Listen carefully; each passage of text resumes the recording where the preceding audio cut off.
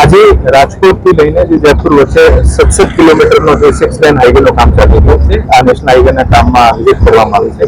આજે national highway ઓથોરિટીના અધિકારીઓ, agency દ્વારા ઇન્ફ્રાસ્ટ્રક્ચરના અધિકારીઓ, પ્રાંત અધિકારી, મામલતદાર અને ટ્રાફિક પોલીસના પણ અધિકારીઓ સાથે આજે વિઝિટ કરવામાં આવી હતી. અને માનનીય સીએમ સાહેબના નિર્દેશનો સાથે સ્ટેટમાં જેટલા પણ રોડના કામો ચાલતા હોય અને ગુણવત્તાનું મોનિટરિંગ થાય, જ્યાં ફોટોસ ડેવલપ થઈ ગયા છે એનું ત્વરિત સમારકામ થાય અને ટ્રાફિકના જામ નહીં થાય, માણસોને કોઈ પણ પ્રકારની અવગણ નહીં થાય, આને માટે પ્રશાસન દ્વારા વ્યવસ્થિત પૂરતા ઇંતજામ કરવા જોઈએ. આ કડીના ભાગરૂપે આજે આ હાઈવે ઉપર હાઈવેના અધિકારીઓ અને એજન્સીના અધિકારીઓ સાથે રહીને ચર્ચા રિવ્યુ કરવામાં આવ્યું છે.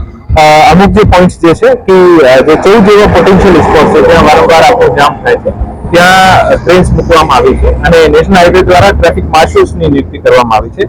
સ્ટેટ પોલીસને પણ સાથે રાખીને, પોલીસના જવાનો પણ સાથે રાખીને અમુક જ્યાં ક્રોસ મુવમેન્ટ થાય છે, અપોઝિટ ડાયરેક્શનથી મુવમેન્ટ થાય છે, આ તમામને રોકવાના પ્રયત્ન કરવામાં આવી રહ્યા છે.